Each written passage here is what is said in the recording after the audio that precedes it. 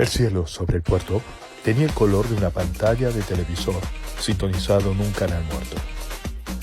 No es que esté desahogándome, Case oyó decir a alguien mientras a golpes de hombros se abría paso entre la multitud frente a la puerta del chat. Es como si mi cuerpo hubiese desarrollado toda esta deficiencia de drogas. Era una voz del ensanche y un chiste del ensanche. El Chatsubo era un bar para expatriados profesionales. Podías pasar allí una semana bebiendo y nunca oír dos palabras en japonés. Rat estaba sirviendo en el mostrador, sacudiendo monótonamente el brazo protésico mientras llenaba una bandeja de vasos de kirin de barril. Vio a Case y sonrió. Sus dientes, una combinación de acero europeo oriental y caries marrones. Case encontró un sitio en la barra entre el improbable bronceado de una de las putas de Lonnie Song y el flamante uniforme naval de un africano alto cuyos pómulos estaban acanalados por precisos surcos de cicatrices tribales. Weich estuvo aquí temprano con dos matones, dijo Rat, empujando una cerveza por la barra con la mano buena. ¿Negocios contigo, tal vez, Case? Case se encogió de hombros. La chica de la derecha soltó una risita y lo tocó suavemente con el codo. La sonrisa del barman se ensanchó. La fealdad de Rat era tema de leyenda. En una era de belleza asequible, la fealdad tenía algo de heráldico. El arcaico brazo chirrió cuando se extendió para alcanzar otra jarra. Era una prótesis militar rusa.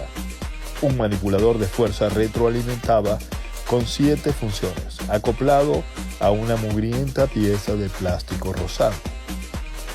Eres demasiado el artista, Herr Case. Rat gruñó. El sonido le sirvió de risa. Se rascó con la garra rosada el exceso de barriga enfundada en una camisa blanca. Eres el artista del negocio ligeramente gracioso. Claro, dijo Case, y tomó un sorbo de cerveza. Alguien tiene que ser gracioso aquí. Ten por seguro que este no eres tú. La risita de la puta subió una octava. Tampoco tú, hermana.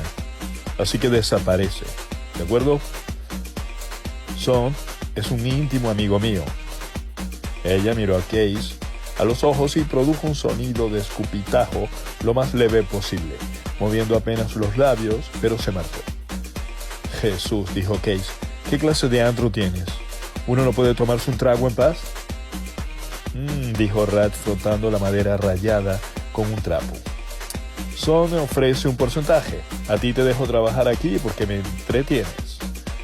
Cuando Case levantó su cerveza, se hizo uno de esos extraños instantes de silencio.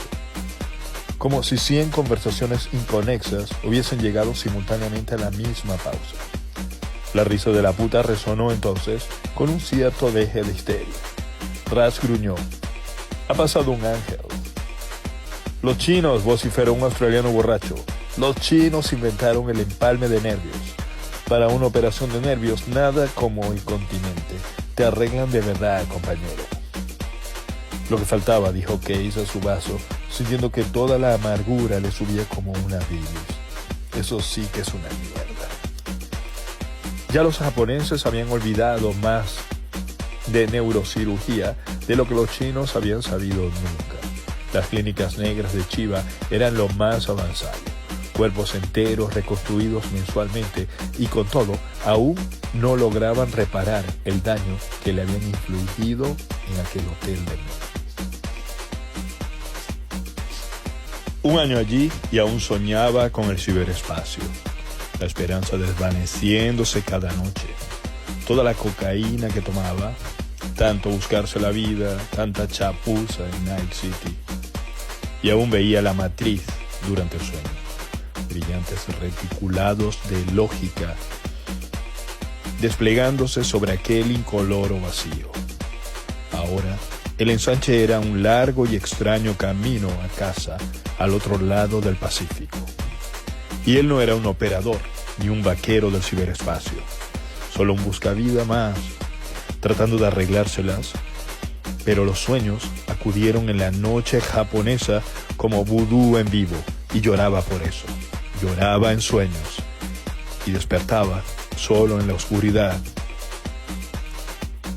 ahobillado en la cápsula de algún hotel de ataúdes, con las manos clavadas en el colchón de goma espuma, tratando de alcanzar la consola que no estaba allí.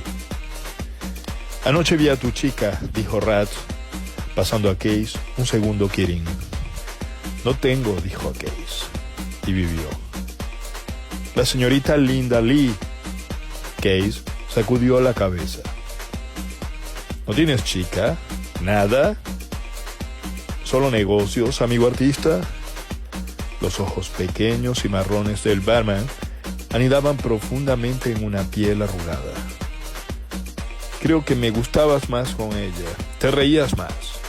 Ahora, una de estas noches, tal vez te pongas demasiado artístico. Terminarás en los tanques de la clínica.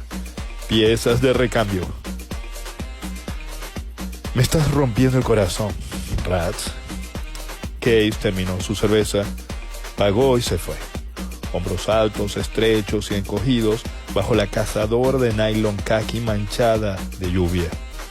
Abriéndose paso entre la multitud de Ninsei, podía oler su propio sudor rancio. Case tenía 24 años.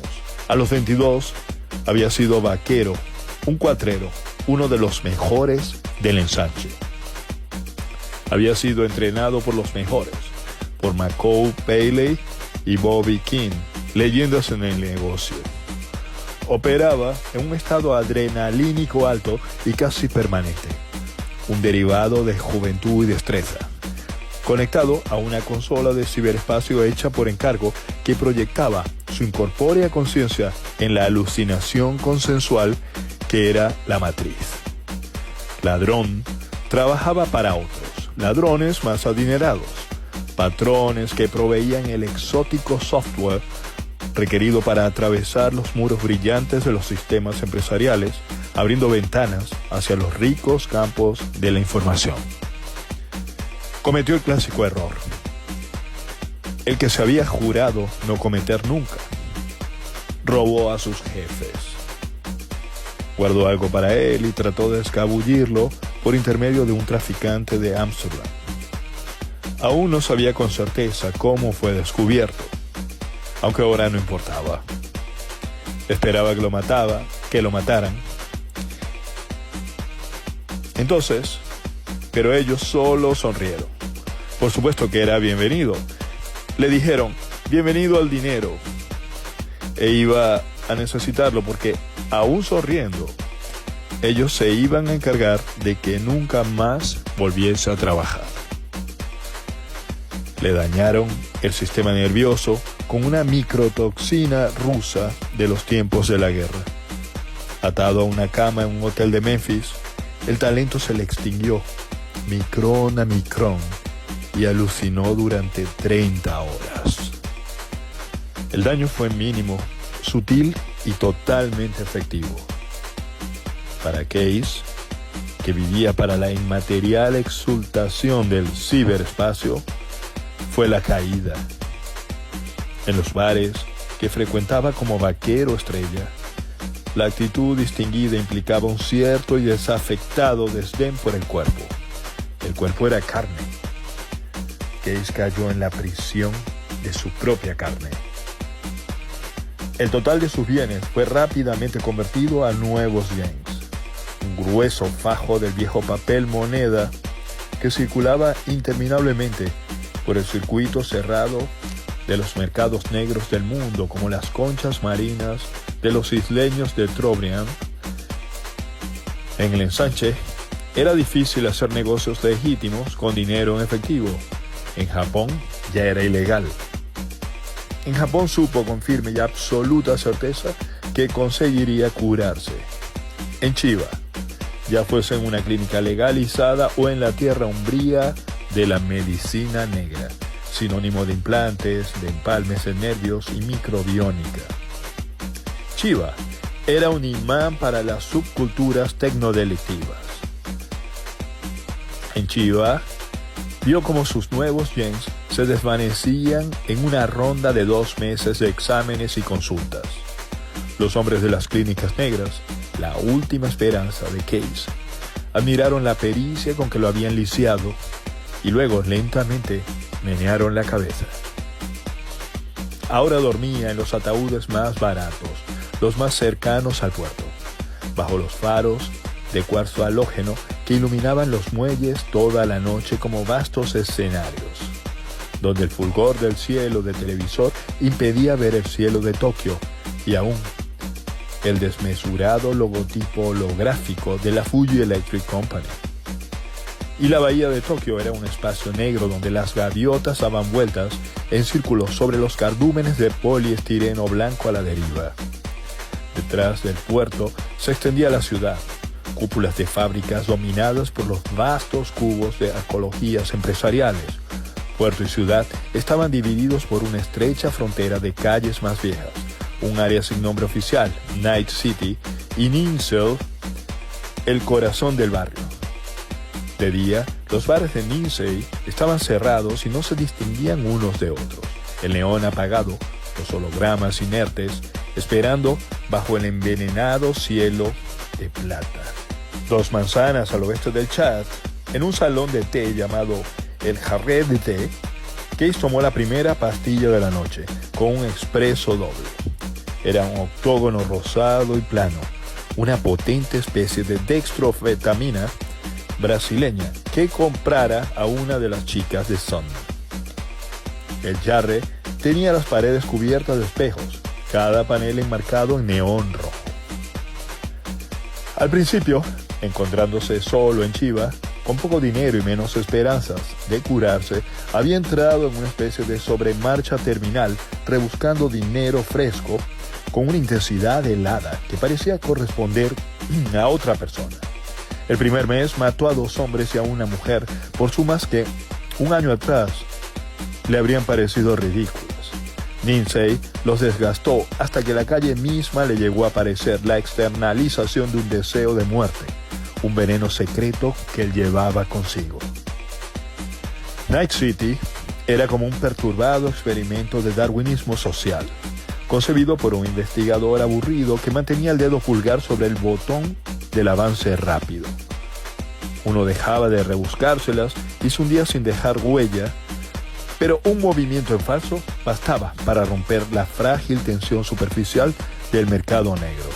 En cualquiera de los casos, uno desaparecía dejando apenas un vago recuerdo. En la mente de un ejemplar como Rats, aunque corazón, pulmones o riñones pudieran sobrevivir al servicio de un extraño que tuviese nuevos yens para los tanques de las clínicas. Los negocios allí, un rumor subliminal constante. Y la muerte, el aceptado castigo por pereza, negligencia, falta de gracia o de atención a las exigencias de un intrincado protocolo. Solo en una mesa del jarrente, con el octógono subiendo, con gotas de sudor que le afloraban en las palmas de las manos, de pronto, consciente de todos y cada uno de los cosquillantes pelos en los brazos y en el pecho, Case supo que en algún punto había comenzado a jugar un juego consigo mismo. Uno muy antiguo, que no tiene nombre, un solitario final. Ya no llevaba armas, ni tomaba las precauciones básicas. Se encargaba de los negocios más rápidos y dudosos de la calle. Y se decía que era capaz de conseguir lo que uno quisiera. Una parte de él sabía que el arco de esta autodestrucción era notoriamente obvio para sus clientes, cada vez más escasos. Pero esa misma parte se tranquilizaba diciéndose que era solo una cuestión de tiempo. Y era esa parte que esperaba complacida la muerte, la que más odiaba la idea de Linda Lee. La encontró una noche lluviosa en una videogalería, bajo fantasmas brillantes que ardían tras una bruma celeste de humo de cigarrillos, hologramas de castillo embrujado y de guerra de tanques de Europa, la silueta de Nueva York, y ahora la recordaba así, el rostro envuelto en una inquieta luz de láser, los rasgos reducidos a un código un fulgor escarlata en los pómulos mientras el castillo embrujado ardía, la frente empapada de azul cuando Múnich caía ante la guerra de tanques, la boca manchada de oro caliente mientras un cursor deslizante sacaba chispas a las paredes de un desfiladero de rascacielos. Él estaba volando alto aquella noche, con un ladrillo de ketamina de Weich en camino de Yokohama y el dinero ya en el bolsillo. Entró desde la cálida lluvia que chisporroteaba en el pavimento de Ninzei y por algún motivo la distinguió enseguida, una cara entre las docenas de caras alineadas frente a las consolas. Perdida en el juego, tenía entonces la expresión que le vería horas más tarde, en el rostro dormido en un nicho de un hotel del puerto, el labio superior como las líneas con los que los niños dibujan un pájaro volando. Cuando atravesaba la galería para ponerse junto a la joven, embriagado aún por el negocio que acababa de cerrar, vio que ella levantaba los ojos grises, delineados con lápiz negro, ojos de animal encandilado por las luces altas de un vehículo que se aproxima. La noche se alargó en una mañana, en boletos en el puerto y en un primer paseo por la bahía. La lluvia siguió cayendo sobre Harajuku, goteando sobre la chaqueta de plástico de Linda, y los niños de Tokio pasaron en tropel frente a las famosas boutiques, en chinelas blancas y con capuchas adhesivas, hasta que ella se quedó con él en el bullicio de medianoche de un salón pachinko y le tomó la mano como si fuera un niño. Pasó un mes antes de que la gestad de drogas y tensión en la que él se movía convirtiera aquellos ojos perpetuamente asustados en pozos de reflexiva necesidad. Vio cómo ella se fragmentaba, se quebraba como un iceberg y cómo los trozos se alejaban a la deriva, y por último vio la necesidad cruda, la hambrienta armadura de la adicción.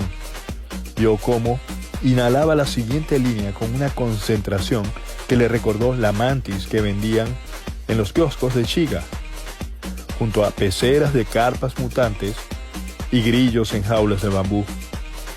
Miró fijamente el negro anillo de borra en la taza vacía. La taza vibraba por el estimulante que había tomado. Sobre el laminado marrón que cubría la mesa había una pátina de arañazos diminutos.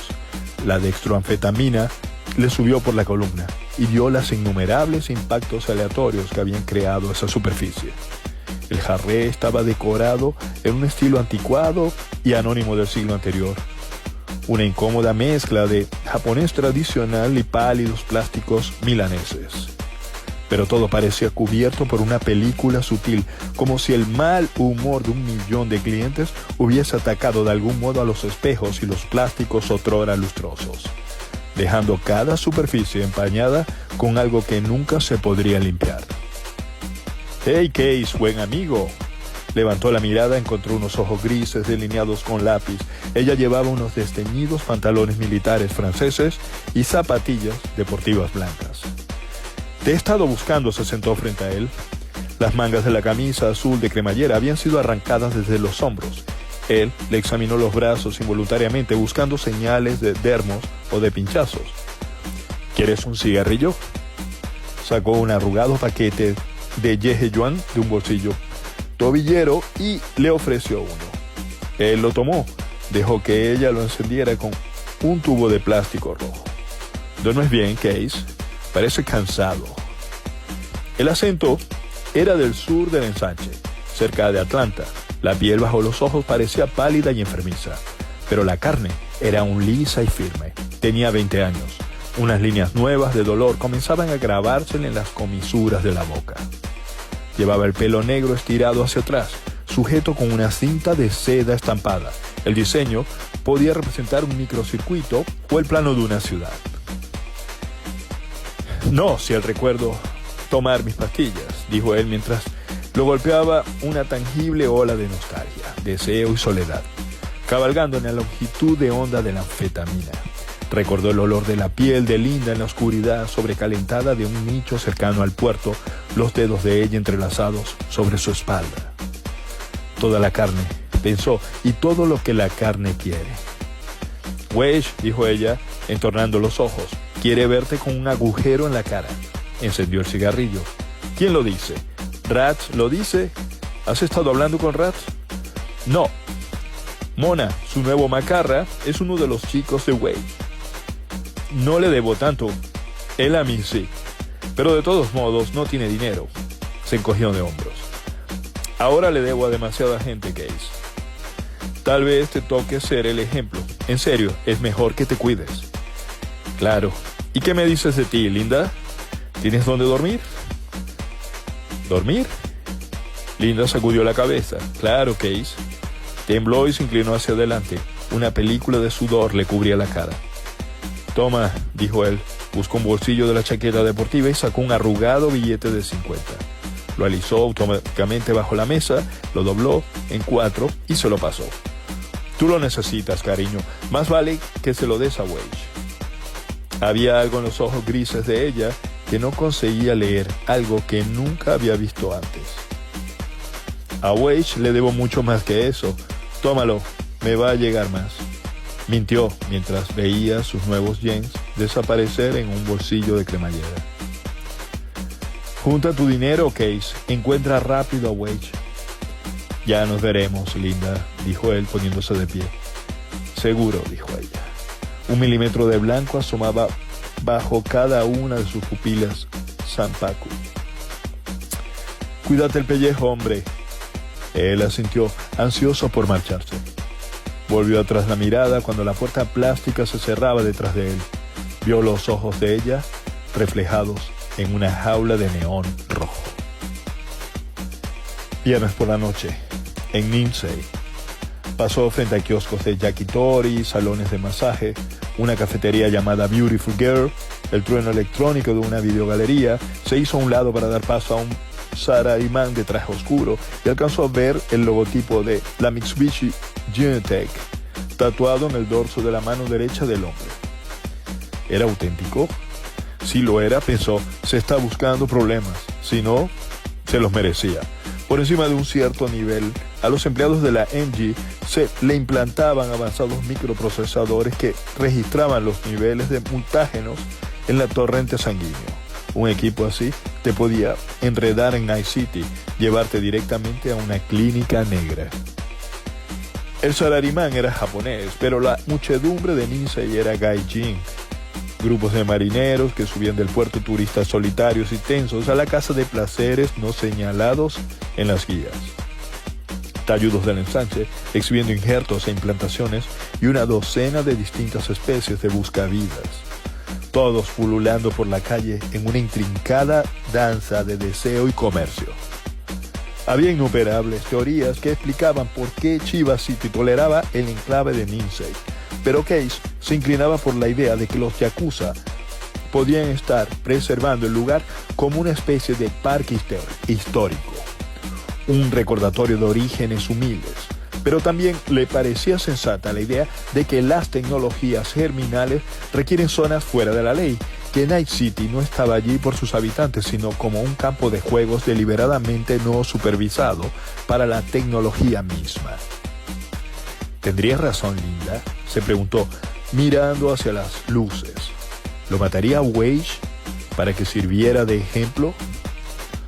No tenía mucho sentido, pero por otra parte, Wage negociaba especialmente con biología proscrita y la gente decía que había que estar loco para hacer eso. Pero Linda dijo que Wage lo quería muerto.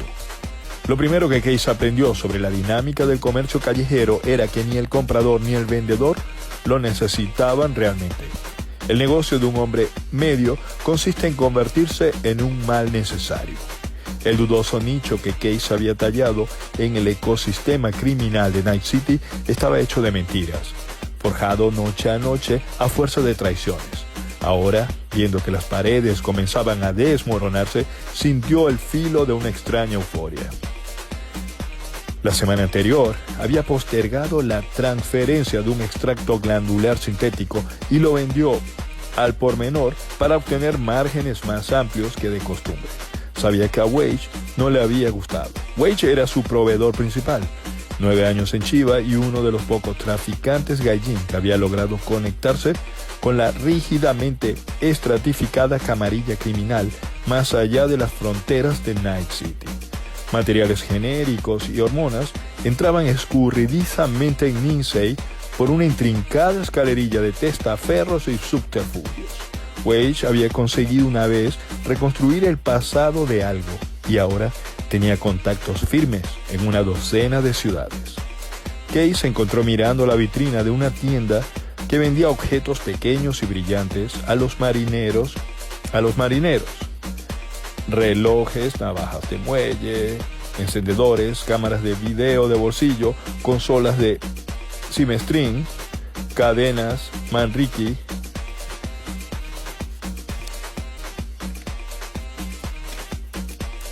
cargadas con pesas y shurikens. Los shurikens siempre lo habían fascinado.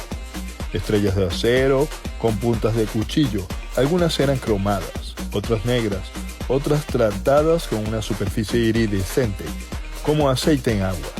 Pero él prefería las estrellas de cromo. Estaban montadas en ultragamuza escarlata, con lazos casi invisibles de hilo de pescar. En el centro tenían estampas de dragones o símbolos yin-yang. Capturaban el neón de la calle y lo distorsionaban.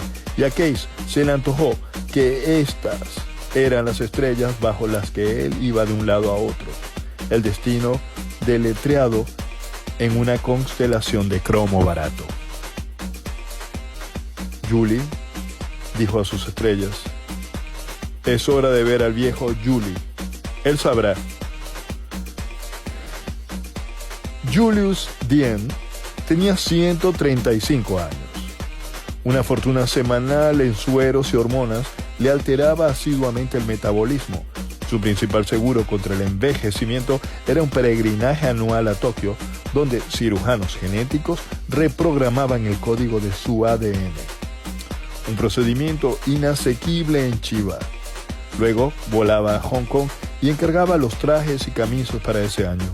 Asexuado e inhumanamente paciente, parecía encontrar su mayor gratificación en las formas esotéricas del culto a los sastres.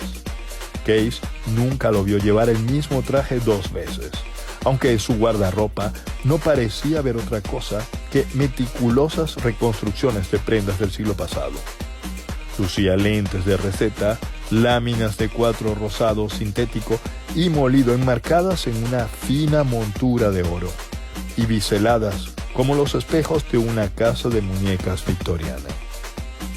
Tenía sus oficinas en un depósito detrás de Lindsay, que en parte parecía haber sido descuidadamente decorado años atrás, con una aleatoria colección de muebles europeos, como si en algún momento Dien se hubiese planteado establecerse allí. Unas estanterías neoaztecas acumulaban polvo junto a una pared de la sala donde Case estaba esperando. Una pareja de bulbosas lámparas de mesa, estilo Disney, descansaban incómodamente sobre una mesa baja tipo Kandinsky, de acero con laca granate. Un reloj Dalí colgaba de la pared entre las estanterías, inclinando la cara distorsionada hacia el suelo de cemento desnudo. Las manecillas eran hologramas que cambiaban para acompañar las circunvoluciones de la cara, pero que nunca señalaban la hora correcta. La sala estaba atiborrada de cajas de fibra de vidrio que despedían un olor a jengibre.